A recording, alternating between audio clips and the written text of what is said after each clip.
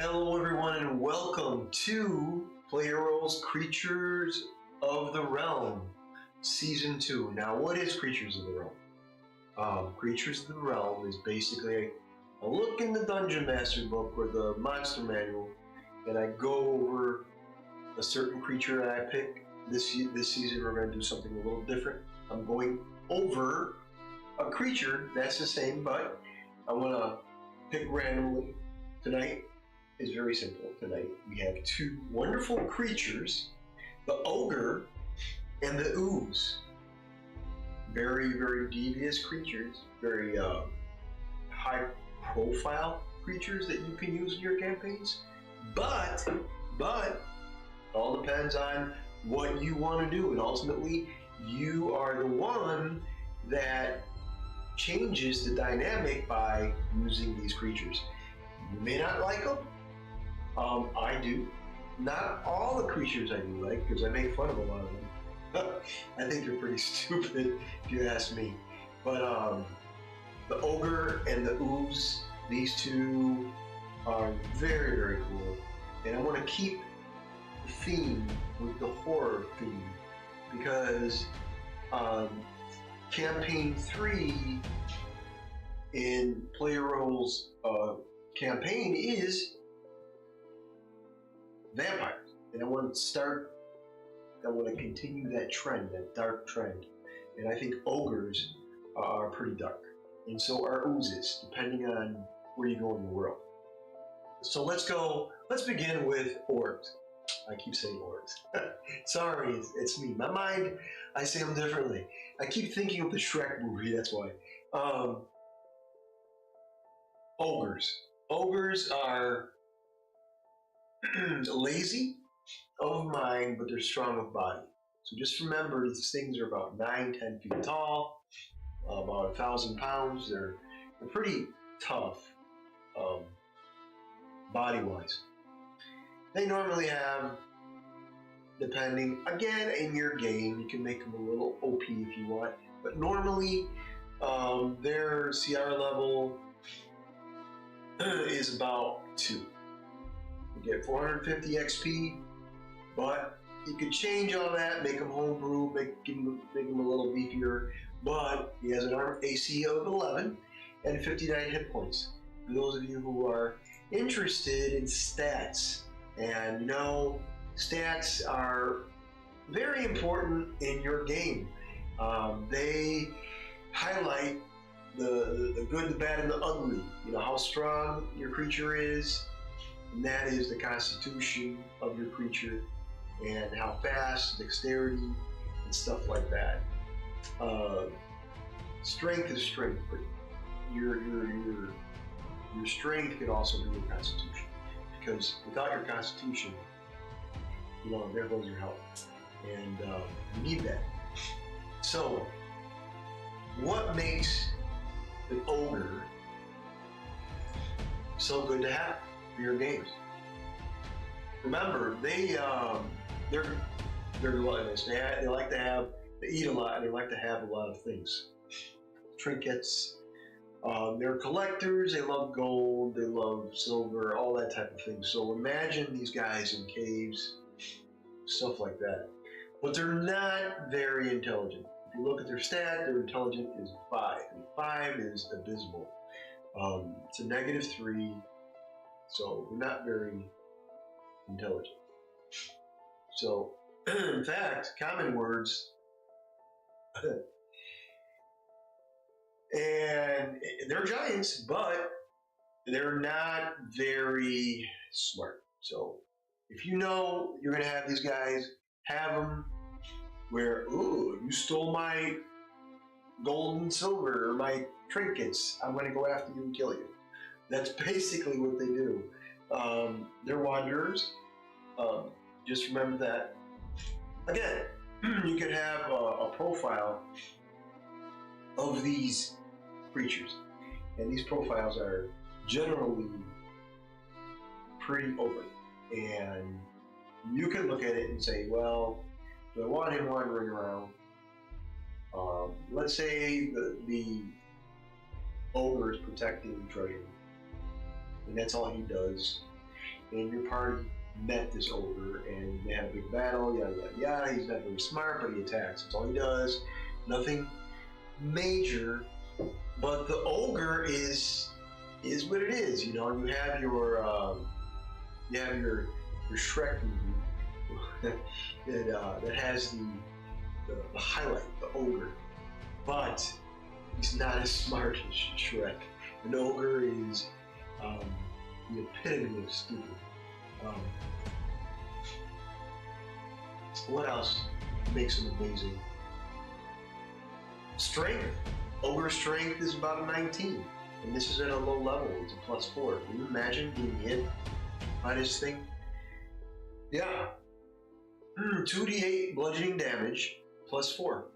That's major, and that's with his weapon, his great club. His javelin, massive javelin, is a +6 to hit. And his range is 30 to 120 feet. So he may not be intelligent, but he can throw a javelin. You know, his dexterity sucks, but he's strong. His constitution and his strength, like I said, con and strength are the two abilities that make this ogre awesome.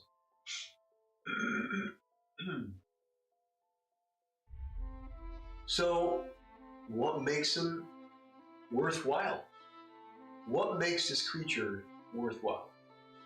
You can look at any of your campaigns, any story, and you can pretty much put this guy into a cave, into wilderness. Maybe there was an explosion in his haven, and he started to run. He started to run, fleeing. And the travelers were heading his way, but out of fear of the explosion, he's running.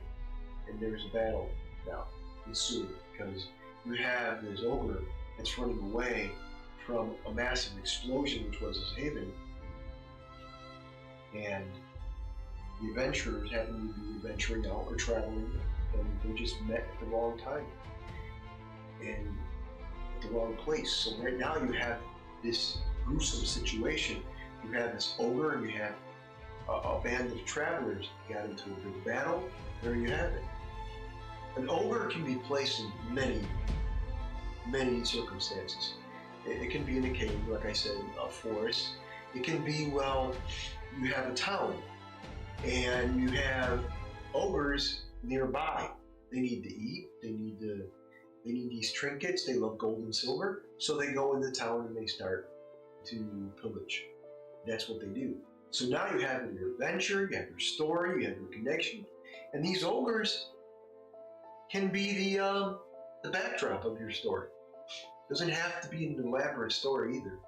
But what makes these ogres cool is you can have them in different situations, and each situation is gruesome because you start your characters level 1 and you use these guys. A challenge rated 2 for a level 1 character is pretty rough. Now, depending on what's your party size, but if you have 2 or 3 ogres, you're having one hell of a fight, and that's because they hit pretty hard. But depending on the party and the dynamic of the party, if your party is well structured, you have a mage, you have your fighter, you have your cleric, you have your healing, you have your fist, the monk, stuff like that. If you have a mix of good classes, then you're looking at a pretty strong fight. They can hold their own.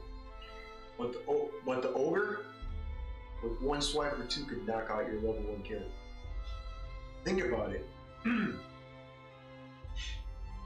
Other girls are going to kill me, but I had my granddaughters and I had my daughter.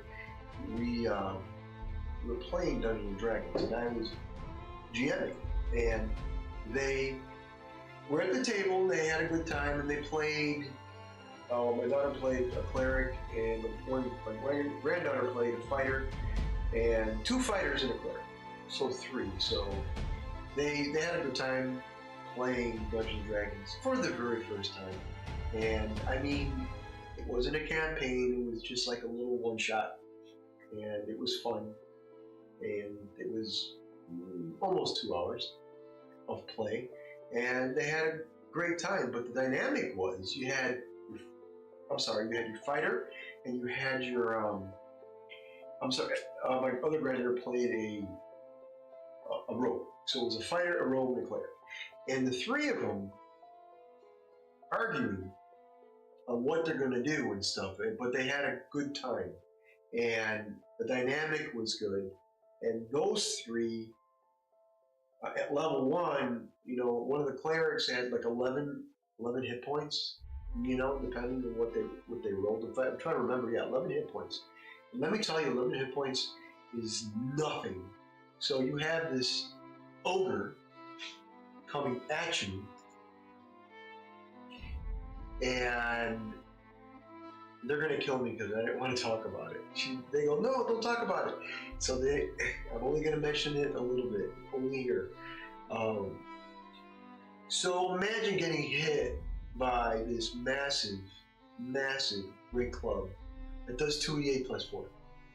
That's a lot. That's already, you can get killed within one swipe. So that's dangerous. So if you have this cool ogre in your game, or just one, maybe two, and let's go back to the adventurers.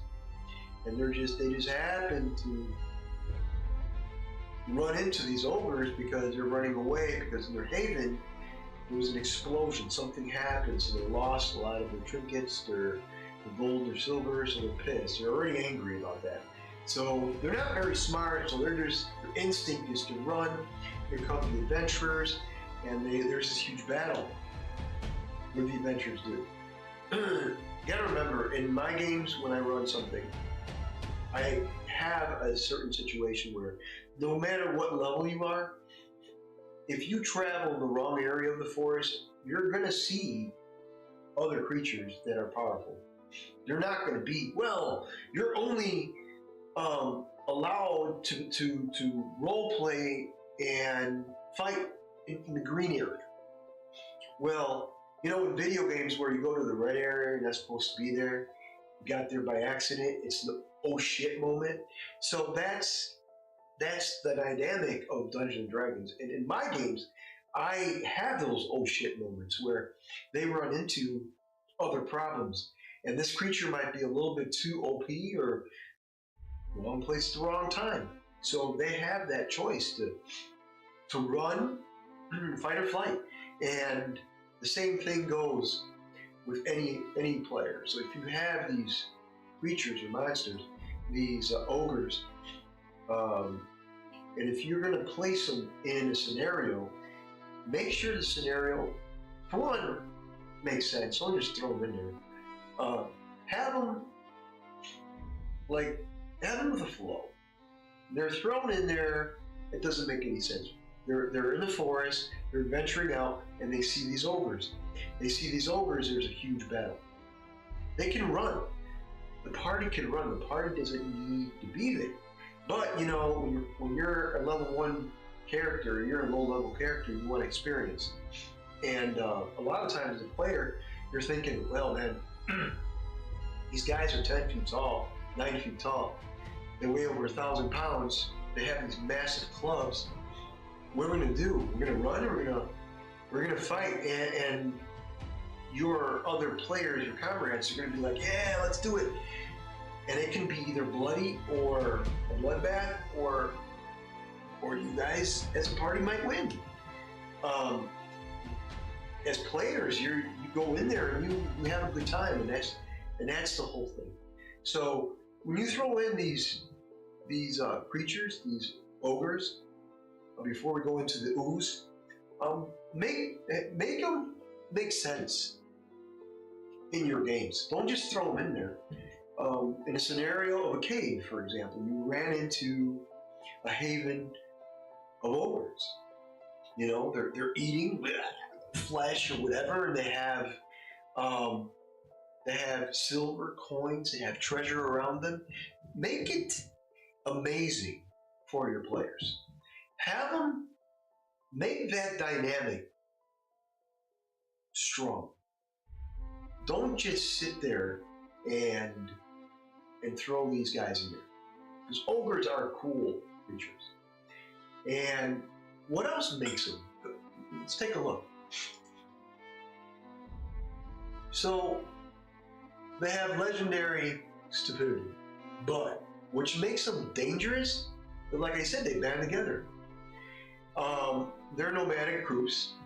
They band together, and you know what? Like I said, if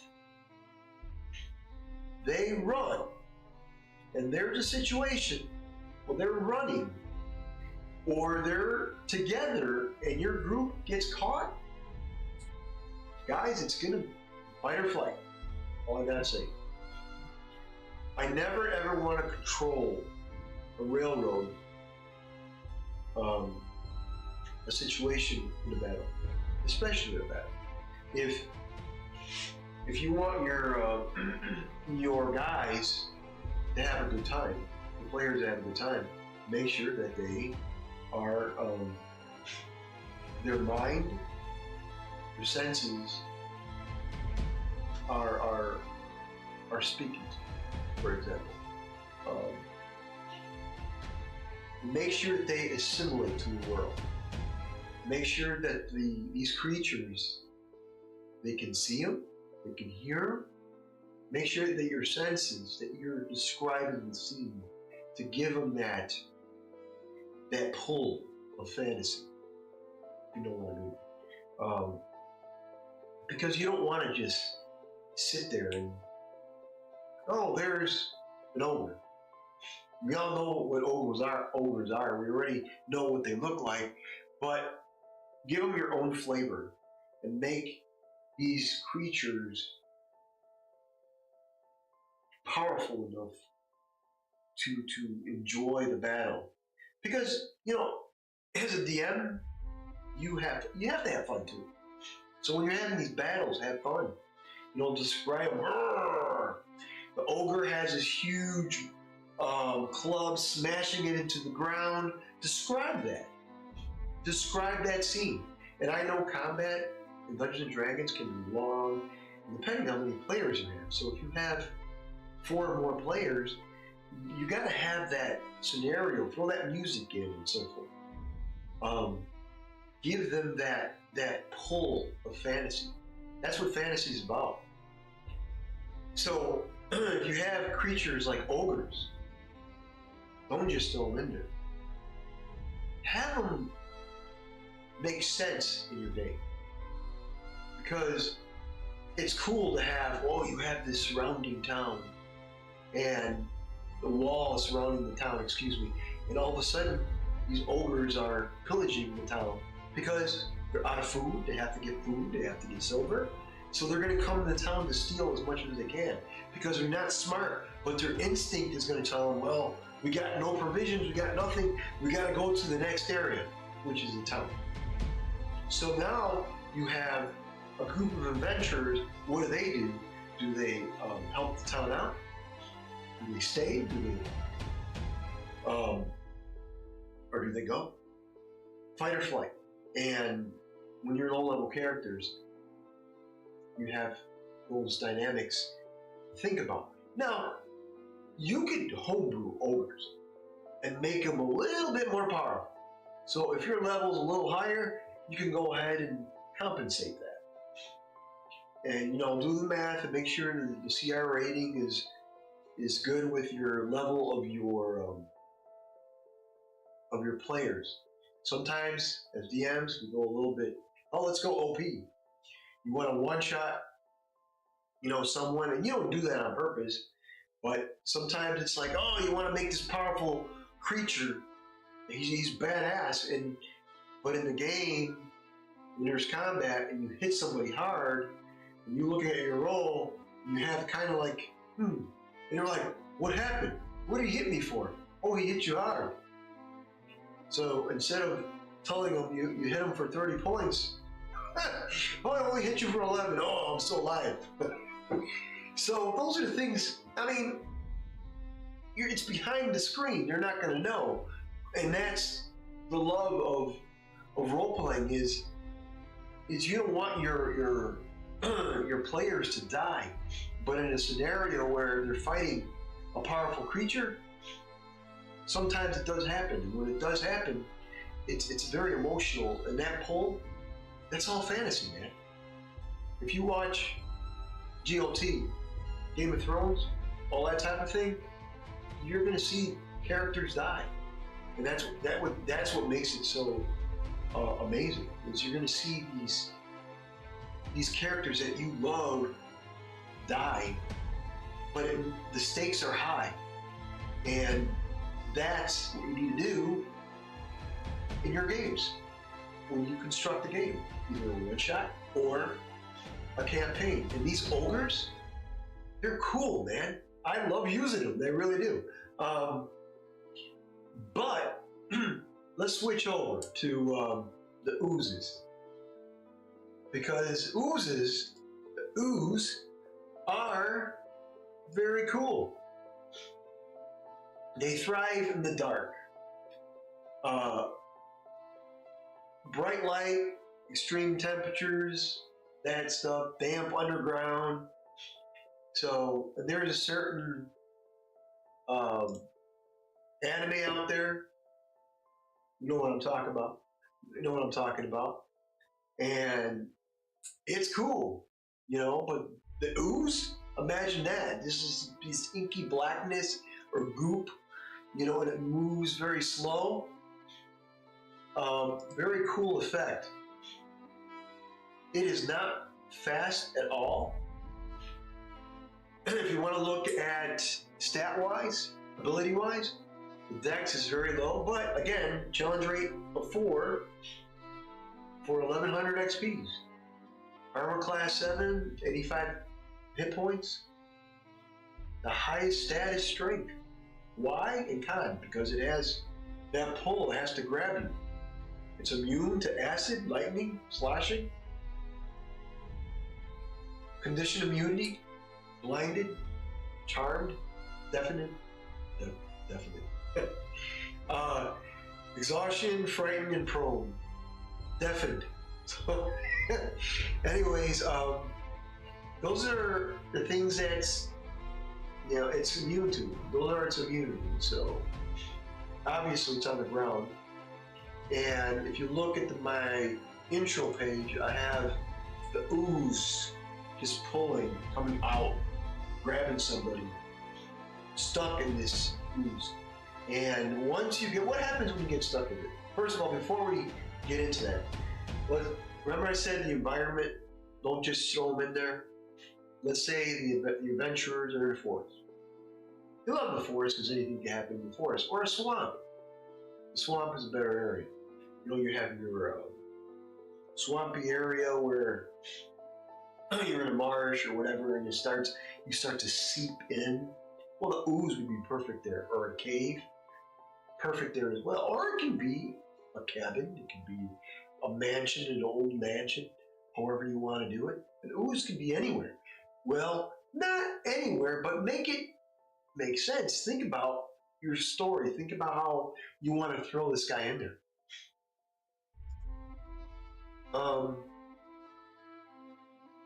It has +5 to hit, a reach of 5 feet, bludgeoning damage 18, 48, acid damage. It can really mess you up. Non-magical armor worn by the target is partly dissolved and takes permanent and cumulative -1 penalty to AC it offers. Yes, it's unaligned and it has 1 intelligence, charisma 6. Wisdom 6, charisma 1. It's not. It's just. It's a living creature, but it's doesn't really think. It's natural. It's going to do things out of instinct. So, what else does it do? If you touch it, you're going to take acid damage, and it's going to destroy your armor. And if you have a weapon, it will eventually destroy your weapon. A -1 penalty damage rolls, and then the penalty drops to -5, and the weapon is destroyed. This is non-magical. So yeah, the ooze is very, very, very dangerous. But do not get it mixed up with the gelatinous cube. So if you get that mixed up, then you know there's a problem. But what's cool about that is you see a party going to a cave. They all make perception rolls. Make it a little higher than normal. And these are, level 5 characters, level 4, somewhere around there. Gotta remember what makes Dungeons & Dragons so good, because you have all these skills and stuff, and passive perception can be high and stuff. And when it's really high, to sneak in something like the ooze is going to be difficult. So what you want to do is have everyone roll anyways, perception roll. So as they're moving on the cave, everybody makes perception. And then if there's a failure, the individual moves on, the character moves on, providing there's a failure. But if they see it, they're going to see this inky blackness that looks like a pool of water for them. So they're going to make a decision. And that's the only part of the cave they can go to if they want to move forward. So they're like, well, no, we're going to try another way to get in the cave. So they want to go out, but as they go out, the entrance where they came in is blocked off. So now you have a situation. What are they going to do? So right now, that situation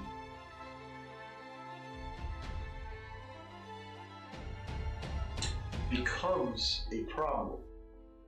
So now, where do they go? They got to figure out what to do. So they put their sword in the ooze, and they realize, oh, it starts taking damage. Stuff like that. That makes it interesting. But the ooze, generally, you want to use these little baddies between levels 1 and 5, I'd say. Maybe levels 1 through 4. Again, it's 1100 XP. It's pretty good. Or you could have them hide. They can move into a space as narrow as 1 inch wide without squeezing. So that's very good, very cool. Spider climb. They can climb difficult surfaces, including upside down or ceiling. So again, you have the stalactite, and you see this ooze dripping from the top, and they can be a very, very dangerous adversary.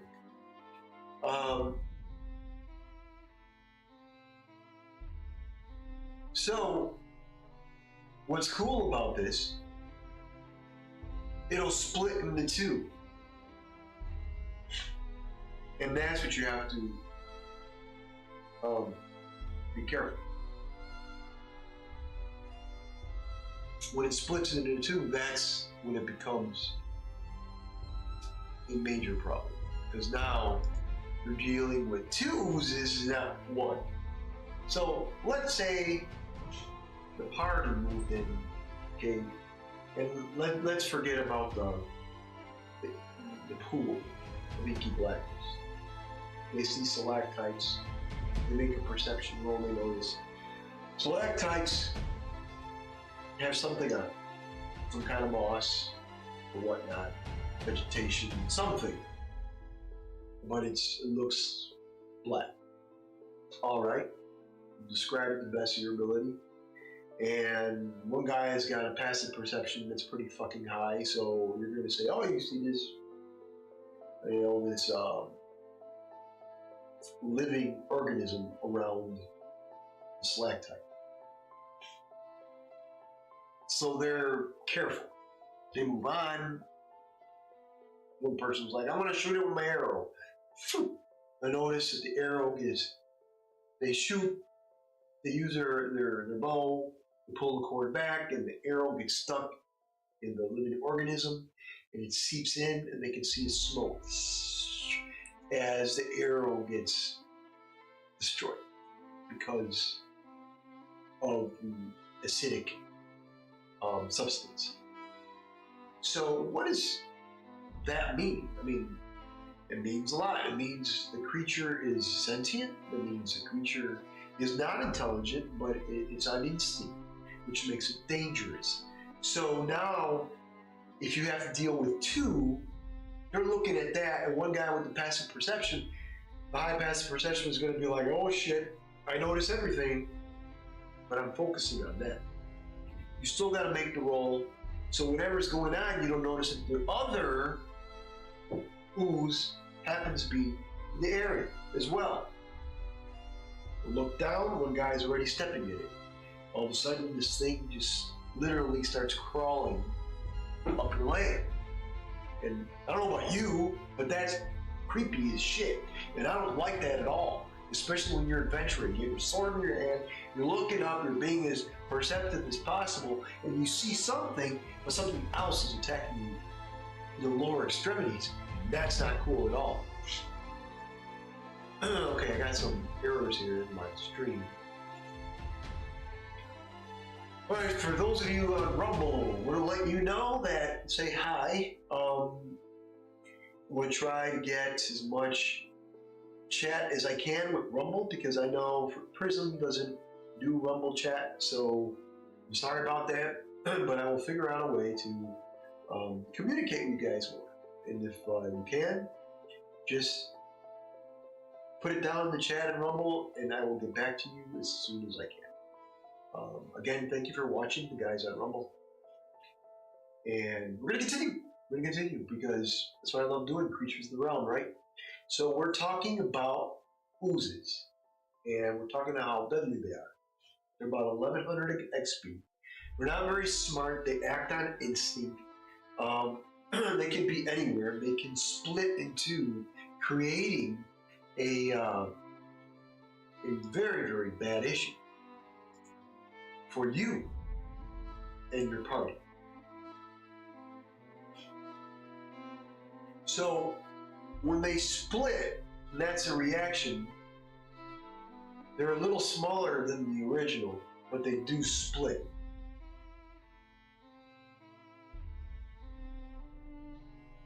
And it has very low hit points, but man, that's tough. They are, you gotta remember, when you're using this condition, you can't attack the charmer or target the charmer with damaging abilities or magical effects. So blinding doesn't work, charm doesn't work, deafened doesn't work, exhaustion doesn't work, frightened or prone. It's already on the ground anyway, so it doesn't matter. But it does have blind sight. And what does blind sight have? This is very cool. You can see within a specific range without relying on physical sight. With that range, you can see anything that isn't behind total cover, even if you have blinding condition or are in darkness. Moreover, in range, you can see something that has the invisible condition. Very cool to have. Now, just so you know, I am going over 2014 Dungeons and Dragons Monster Manual. If you want, next episode, I could flip it over to 2024 Monster Manual. It's okay. We can do that if you want. But the reason why I'm sticking to 2014, because I think 2014 is a little bit more popular than 2024, but that's just my opinion. So, oozes. You are in a cave. One One adventurer got hit with the ooze in the lower extremities. The other, he looks up, stalactite, dripping ooze falls on him. And you can see that awesome picture in the intro where it had the guy in the, ooze all over his body. And you don't want that because it's acidic. You can die very quickly. And I really mean that. Because damage-wise, it's bad for you. To hit is already +5. It's pseudopod, and it can reach for 5 feet. 1d6 +3 bludgeoning damage +18, 4d8 acidic damage. That's bad. You can speed 20 feet, climb 20 feet, and it already has 85 hit points. Guys, an ooze is difficult because it's depending on the diameter, how big it is. Because let's take a look here. It's unaligned, so it's going to do things out of instinct. So the faster you can get out of there, the quicker you can stay alive. So doesn't it say exactly how big it is? The actual the organism, how big, but it's drawn by movement and warmth. So yeah, you're gonna die slowly, we all know that. So they don't require sleep. So even the size, could be up to you in your story, because depending on how you do it. I mean, imagine a party. Imagine this, and this is creepy. And this is why I picked the ogre and the ooze, because they're cool creatures. Imagine you guys are camping. Your head up against a tree, campfire, you go and you're talking, and you're like, we're gonna go, you got first watch. The guy who has first watch misses his perception roll, but notices this greenish glob starts to drip on you, and you wake up in pain. That's not cool. I mean, think about it. As a hero, you're like, I want to be taken out by an orc. I want to be taken out by something cool. But no, you got taken out by a glob. Just by this, you got taken out by a jello. That's basically it. No, just joking around. But those are the things that make the game so good. Is the dynamic of these creatures and how powerful they could be. Just in certain abilities and certain things that they can do. Think about it. It splits in two. That's not cool. But either way, I'm going to pick a next episode of Creatures of the Realm. I'm going to pick a not so cool creature, because I think I've been picking cool creatures, but I want to pick something that's pretty shitty so I can make fun of it.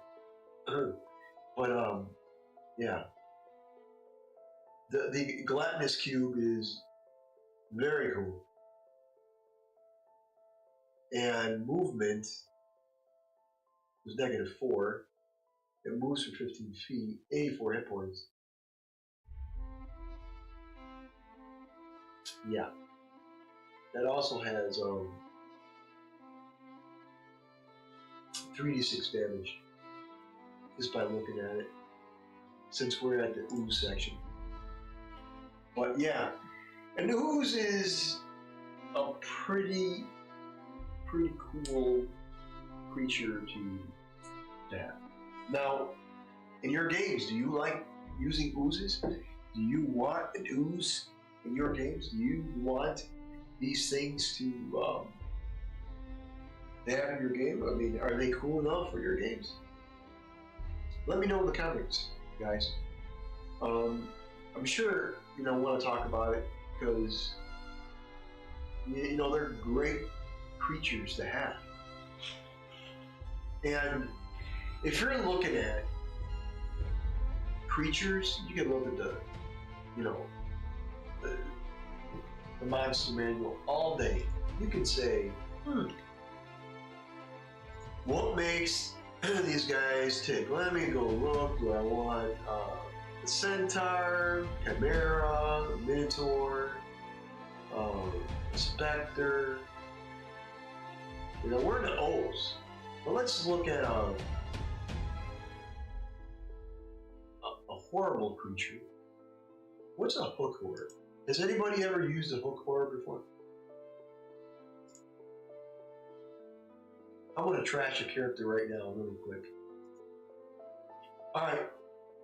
These guys are in the Underdark. These hook horrors. A hook horror is aggressively defends its hunting ground. So imagine this bird-like creature with like long, elongated arms that form a hook. Its exoskeleton is like a beetle almost.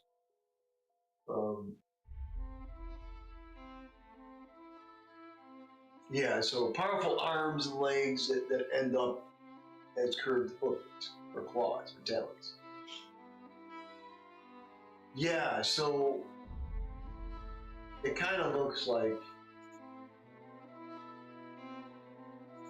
a fucking bird with two huge claws. It looks dumb as hell. What makes this thing so good? Echolocation. So he's a bat.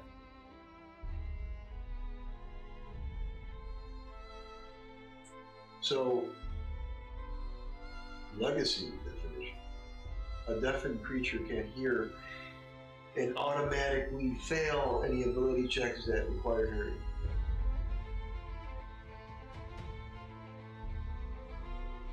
So you can't hear. His strongest ability is strength, followed by constitution, and everything else is shitty. But he's got blind sight and dark vision.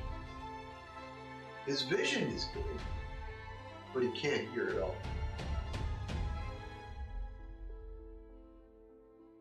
His multi-attack is 2 hooks, 10 feet of reach.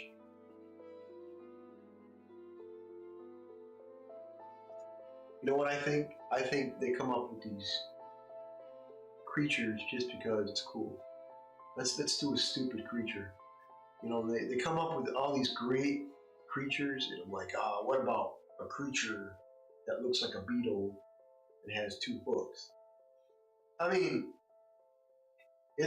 I'm not making fun. Oh yeah, I'm making fun of it. It looks stupid. So it has 2 hooks, and it can't hear. You're already taking one of its senses away. Does it explain why? Let me go look. So it's in the dark. It's a fierce predator of the Underdark. The hook horror aggressively defends its hunting ground. The subterranean caverns where these creatures dwell echo with the constant clacking and scraping of their hooks.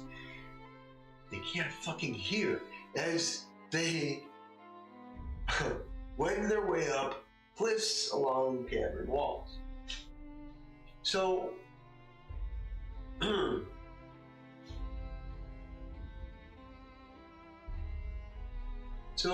they understand a language through by striking their hooks against their exoskeleton or a stone surface around them. What sounds to others like random clackling noise is actually complex language that only hook horrors understand, which echoes for miles the echoing Underdark. Wow.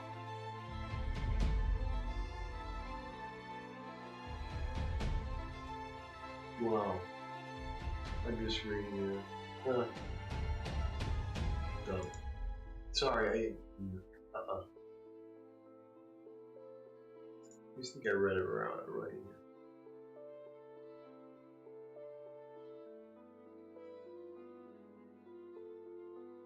Okay. The hook horn can't use its blind sight while deafened. Okay. It has keen hearing. Okay, good. There we go. I thought it was deaf. My bad. So, it has advantage on wisdom perception checks that rely on hearing. So it has keen hearing.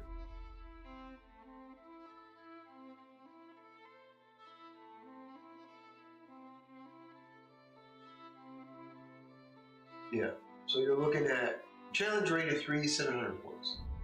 Still, it's probably one of the dumbest creatures I've ever seen in my life.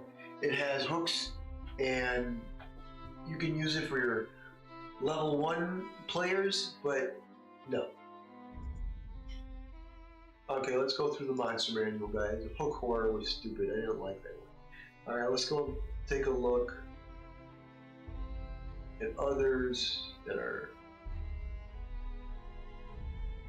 stupid. We all know what owlbears are. We're not gonna go with something cool. Man.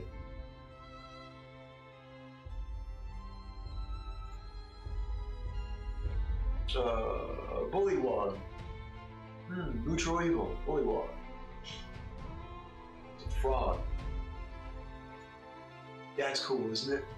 A bullywog. I went through 3 different creatures right now. No, I'm not going to get into that. We'll probably get into that later. But what makes creatures so great in Dungeons and Dragons? You could homebrew your creature and go from there. Make sure that your creature is in their environment. Try to do that.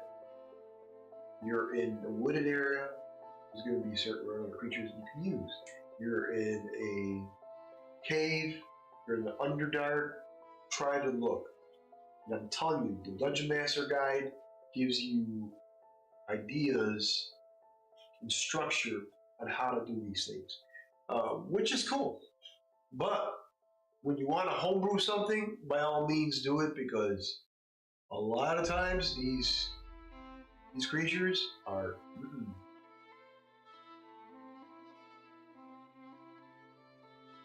no frog guys. Life as a bullywog is nasty, brutish, and wet. These frog-headed amphibious humanoids must stay consistently moist, dwelling in the rainy forest, marsh, and damp caves. Always hungry and thoroughly evil. Evil little green frogs. Anyways, try to remember that tonight I did do ogres and oozes. Ogres are very cool. To recap, ogres are very cool to use in your games.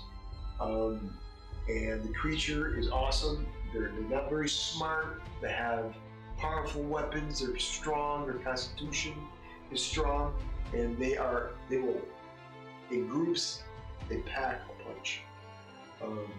Oozes, same thing. I didn't say much about oozes, but I will tell you that oozes can be deadly. Shit, they're acid. They'll destroy your weapons and armor.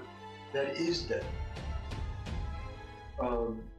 Those are the things that in your game, when you're constructing it, make sure that you precisely put it in where it's an environment. Because if not, your players might say, oh, that's bullshit. How did this creature get there? Trust me, it'll happen. It's happened to me before. Nobody's perfect, so that's why you want to make sure that these creatures are located in certain areas, that they're located in areas that make sense. And once you do that, your players will enjoy the game, and your game will have that flow that it needs. Other than that, that's all I have for you. Tomorrow night, 7 p.m. Central. Episode 4, Campaign 3, Vampire the Masquerade, the Dark Ages, or Vampire the Dark Ages. Or Vampire the Masquerade, but we are playing this game. What do I love about this game? A lot. I love the system. I love the 10-sided system. But tomorrow night, Vampire Dark Ages. Join us. We're going to have a great time. We're going to continue where we left off. I have a lot of stuff that's going to happen, and hopefully the players will enjoy it. If not, well, they're going to beat me up. Either way, have a great night, guys, and I have a bit of a cold, so sorry for that. But I will see you tomorrow night. Join us, subscribe, like, and for those of you on Rumble, leave something in the chat. I'll get back to you as soon as possible. Love you guys. I'll see you guys tomorrow night.